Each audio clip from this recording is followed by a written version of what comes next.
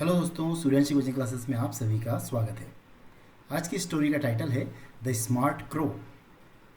The smart crow यानी एक चालाक कौवा, है ना।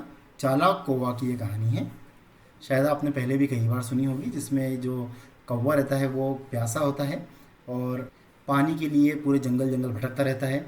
तभी उसको एक घड़ा मिलता है और वो अपनी बुद्धि का इस्तेमाल करके किस तरीके से घड़े से पानी पीता है, ये शायद कहानी आपने सभी ने सुनी होगी। तो उसी कहानी को मैं यहाँ लेकर के आया हूँ, क्योंकि इस कहानी में कई सारे ऐसे वर्ड हैं जो काफ़ी इम्पोर्टेंट हैं और निश्चित ही ये शब्द आपकी वोकेबलरी में सुधार करेंगे। तो आइए बिना देरी किए ट्रांसलेशन शुरू करते हैं। अ क्रो यानी एक कौवा, वॉज फ्लाइंग यानी उड़ रहा था, इन सर्च यानी खोज में, है ना, खोज में, ऑफ वाटर यानी पानी की। ठीक है, एक कौवा पानी की खोज में उड़ रहा था। कब? On a hot summer afternoon यानी गर्मी की जो दोपहरी होती है, बहुत ज़्यादा गर्म होती है। ठीक है, आगे देखते हैं। He could not find. अब देखो यहाँ पे क्या होता है, कैन का यूज़ हमको पता है। कैन यानी क्या होता है, सकता है। और कुड का क्या यूज़ होगा, सकता था। और कुड के साथ नॉट लगा मतलब नहीं सका या नहीं सकता था, है ना। तो यहाँ क्या बोलेंगे हम, ही कुड नॉट फाइंड। ही यानी वह, कुड नॉट फाइंड यानी ढूंढ नहीं सका, है ना। फाइंड यानी ढूंढना होता है, तो फाइंड, कुड नॉट फाइंड यानी ढूंढ नहीं सका। ठीक है, कुड है इसलिए क्या बोलेंगे, सका बोलेंगे। तो वह ढूंढ नहीं सका a single drop. A single drop मतलब एक भी बूंद वो पानी की जो है वो ढूंढ नहीं सका, है ना। इतनी ज़्यादा गर्मी थी कि पानी उस समय अवेलेबल नहीं था, है ना। फिर क्या होता है, थर्स्टी एंड टायर्ड। थर्स्टी मतलब प्यासा और टायर्ड यानी थका हुआ। द क्रो यानी कौवा, सेट यानी बैठा। कहाँ बैठा, ऑन द ब्रांच यानी शाखा पर, ऑफ अ बेनियन ट्री।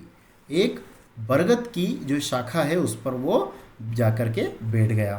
ठीक है, उसके बाद क्या होता है, सडनली यानी अचानक, ही सा उसने देखा। क्या देखा, अ पिक्चर। पिक्चर का मतलब होता है घड़ा। ठीक है, तो सडनली ही सा अ पिक्चर मतलब, है ना, अचानक से उसने देखा एक घड़ा।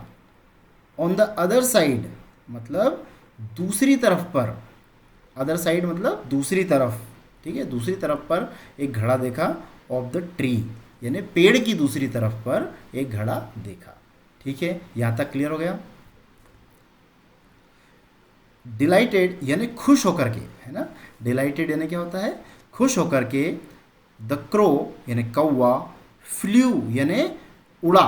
ठीक है, फ्लाई यानी क्या होता है, फ्लाई यदि होता तो क्या बोलते हैं कि उड़ता है, और फ्ली यानी उड़ा, है ना। तो क्योंकि पास्ट इंडेफिनिट है, पास्ट इंडेफिनिट में क्या बोलेंगे अपन, उड़ा बोलेंगे, क्योंकि प्रोसेस हो चुकी है। द क्रो फ्लू कौवा उड़ा, टू द पिक्चर यानी घड़े की ओर, घड़े की तरफ, है ना। जैसे I want to go to Bhopal. ठीक है, या I am going to Bhopal, जैसे भोपाल में जा रहा हूँ तो भोपाल डेस्टिनेशन है ना, तो वहाँ जब जा रहे हैं तो भोपाल के पहले क्या लगेगा, टू लगेगा। तो उसी तरीके से यहाँ वो घड़े की तरफ बढ़ करके जा रहा है, तो घड़े के पहले फिर क्या लगा, टू लगा। ठीक है, डेस्टिनेशन के पहले हम हमेशा क्या लगाते हैं, टू लगाते हैं। जब कहीं भी जा रहे हैं तो डेस्टिनेशन के पहले हमेशा टू लगाते हैं। यहाँ तक क्लियर है। तो क्या हो गया कि खुश होकर के कौवा घड़े की ओर उड़ा, एंड सा और देखा, देयर वॉज सम वाटर। अब देखो देयर वॉज जो होता है ना, देयर वॉज को अपन जनरली क्या पढ़ते हैं, केवल था पढ़ते हैं। देयर को यहाँ नहीं पढ़ेंगे क्योंकि ये डमी सब्जेक्ट है। जब भी सब्जेक्ट के स्थान पर देयर का प्रयोग हो तो उसको बोलते हैं अपन डमी सब्जेक्ट, है ना। और डमी सब्जेक्ट को पढ़ा नहीं जाता है। ठीक है, ये केवल सेंटेंस के फॉर्मेशन के लिए ही इसको यूज़ किया गया है। सब्जेक्ट यहाँ पे कुछ नहीं था तो इसलिए उन्होंने क्या यूज़ कर लिया, देयर का यूज़ कर लिया। तो देयर को हमें पढ़ना नहीं है, देयर वास को एक साथ पढ़ना है, था। ठीक है, था सम वाटर मतलब इन इट। ठीक है, इन इट मतलब इसमें, तो कुछ पानी था, कुछ पानी इसमें था, ऐसे बोलेंगे। ठीक है ना। एक बार और पढ़ के बता देता हूँ। डिलाइटेड यानी खुश होकर, द क्रो फ्लू कौवा उड़ा, टू द पिक्चर यानी घड़े की ओर, एंड सा और देखा, देयर वॉज यानी था, सम वाटर इन इट, कुछ पानी इसमें, है ना, था। उसने क्या देखा कि कुछ पानी इसमें था, है ना, उस घड़े में कुछ पानी था, ये उसने देखा। ठीक है। फाइनली यानी अंत में या आखिरकार, क्या बोलेंगे, आखिरकार, आई कैन क्वेंच, मैं बुझा सकता हूँ, है ना, आई कैन यानी मैं सकता हूँ, आई कैन क्वेंच यानी मैं बुझा सकता हूँ, माई थर्स्ट मतलब मेरी प्यास, आई थॉट, ही थॉट यानी उसने सोचा। ठीक है। थिंक का क्या हो गया, ये थॉट हो गया। थिंक होता है अपना फर्स्ट फॉर्म, थॉट यानी सेकंड फॉर्म, तो पास्ट में क्या बोलेंगे अपन, ये थॉट। ठीक है, सेकंड फॉर्म का यूज़ करेंगे, है ना। आखिरकार मैं अपनी प्यास बुझा सकता हूँ, ही थॉट यानी उसने सोचा। ठीक है। द क्रो यानी कौवा, पुट हिज बीक, है ना। अब देखो पुट जो होता है, पुट पुट पुट, तीनों फॉर्म क्या है, पुट ही होता है, पुट यानी रखना होता है। तो कौवे ने रखी हिज बीक यानी उसकी चोंच, इनटू द पिक्चर यानी घड़े के अंदर। अब देखो इनटू का यूज़ क्यों किया, क्योंकि जब उसकी बीक बाहर थी और जब उसने रखी तो घड़े के अंदर रखी, मतलब मूवमेंट हो रहा है ना, बाहर से अंदर की तरफ जा रही चोंच, है ना, उसकी जो चोंच है वो बाहर से अंदर की तरफ जा रही ना, इसलिए मूवमेंट होगा तो इनटू का यूज़ करेंगे। और पहले से कोई चीज़ यदि जैसे कोई जैसे वाटर है वो पहले से यदि घड़े में है तो उसको वहाँ पे जब बताना होगा कि पानी जब घड़े के अंदर है तो उसको वहाँ पे इन यूज़ होगा। लेकिन कोई चीज़ बाहर से अंदर की तरफ जा रही है तो वहाँ पे हमेशा क्या होता है, इनटू का यूज़ होता है। ठीक है, ये क्लियर है। द क्रो यानी कौवा, पुट हिज बीक मतलब कौवे ने रखी उसकी चोंच, इनटू द पिक्चर यानी घड़े में, बट परंतु, द वाटर लेवल यानी पानी का जो स्तर था, है ना, वॉज यानी था, लो, है ना, मतलब बहुत ही कम था, पानी का स्तर जो है बहुत ही कम था या नीचे था। ठीक है। सो इसलिए ही कुड नॉट ड्रिंक, वह पी नहीं सका, है ना, क्या बोलेंगे यहाँ पे, कुड को सका। ठीक है, नॉट लगा हुआ है तो वह पी नहीं सका, वह ड्रिंक नहीं कर सका या वह पी नहीं सका, इट यानी इसे, है ना, पानी के लिए इट यूज़ हुआ। ठीक है। तो क्या है कि पानी का लेवल बहुत ही नीचे था, इसलिए कौवे ने जो है ट्राई किया अपनी चोंच को उसमें झुकाया नीचे, लेकिन वो उसको पी नहीं सका। ठीक है। ही सेट देयर, वह वहाँ बैठा। ठीक है। लुकिंग अराउंड यानी आसपास देख रहा था, वह वहाँ बैठा हुआ था और आसपास देख रहा था। एंड और सा यानी देखा, सम पेबल्स, उसने क्या किया, वहाँ पर देख करके आसपास देख रहा था तो उसे कुछ पेबल्स दिखाई दिए, मतलब कंकर दिखाई दिए। तो उसने देखा सम पेबल्स यानी कुछ कंकर। ठीक है, कंकर पत्थर जो होते हैं उनको पेबल्स बोलते हैं। ठीक है। ऑन द ग्राउंड मतलब ग्राउंड पर या ज़मीन पर पड़े हुए कुछ पेबल्स उसने देखे। ठीक है। He had a brilliant idea. ठीक है। अब जैसे हैज़, हैव, हैड, ये जब प्रयोग होता है तो ये किसके लिए प्रयोग होता है, जनरली इनके बाद जब वर्ब नहीं आती है, जब इनके बाद यदि वर्ब आती है, वर्ब का थर्ड फॉर्म, तब तो ये क्या हो जाता है, पास्ट या प्रेजेंट परफेक्ट हो जाता है। ठीक है। हैज़ यदि है या हैव है ना, और वर्ब का थर्ड फॉर्म है तो प्रेजेंट परफेक्ट, और हैड के साथ यदि वर्ब का थर्ड फॉर्म है तो पास्ट परफेक्ट, तो वो चुका है, चुका था, इस तरीके से सेंस देता है। लेकिन देखो यहाँ पे हैड तो है लेकिन आगे वर्ब नहीं है, कोई भी वर्ब का थर्ड फॉर्म नहीं है, इसलिए इस हेड का प्रयोग जो होगा वो क्या होगा, इस हेड का प्रयोग होता है कोई चीज़ अपने पास होना, है ना। जैसे कि आई हैव अ कार, मेरे पास एक कार है।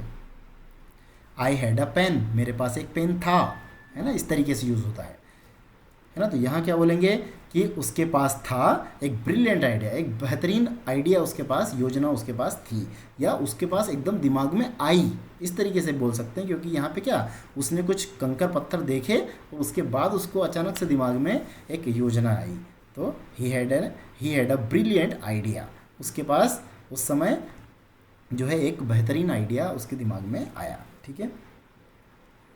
ठीक है। उसके बाद द क्रो यानी कौवा, पिक्ड अप, है ना, पिक का मतलब होता है उठाना, पिक्ड अप यानी ऊपर उठाया, है ना, पिक्ड अप यानी ऊपर उठाया, अ पेबल यानी एक कंकर, एंड और ड्रॉप्ड इट और गिरा दिया, है ना। ड्रॉप यानी गिराना होता है, तो जब सेकंड फॉर्म लगती है तो अपन क्या बोलेंगे, हमेशा उस चीज़ को पास्ट में ले जाते हैं, है ना। जैसे ही सेकंड फॉर्म दिखी तो हम उस चीज़ को पास्ट में बोलने की कोशिश करते हैं। तो ड्रॉप्ड यानी गिराया, है ना, हो चुकी है क्रिया इसलिए गिराया, इट यानी इसे, ठीक है ना। इट किसके लिए यूज़ हुआ है, यहाँ पे पेबल के लिए यूज़ हुआ है, ठीक है। The crow picked up a payable यानी कौवे ने उठाया एक कंकर एंड ड्रॉप्ड इट, और इसको गिरा दिया, ठीक है, इनटू द पिक्चर यानी घड़े में उसको गिरा दिया, है ना। अगेन इनटू का यूज़ आया क्योंकि मूवमेंट हो रहा है, उसको गिराया मतलब बाहर से उसको अंदर की तरफ उसने फेंका होगा, है ना, तो मूवमेंट के कारण इनटू का यूज़ हुआ, ठीक है।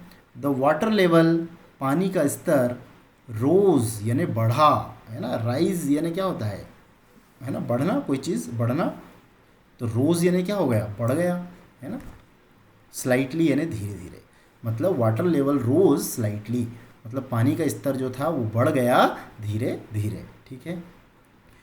ही ड्रॉप्ड मतलब उसने गिराए या फेंके मोर पेबल्स, और ज़्यादा जो पेबल्स थे वो उसने गिराए, वन बाय वन, है ना, एक के बाद एक उसने बहुत सारे जो पेबल्स हैं, कंकर है, वो गिराए इनटू द पिक्चर यानी घड़े के अंदर, घड़े में, ठीक है ना। अगेन इनटू का यूज़ हुआ, देखो मोशन के लिए, ठीक है।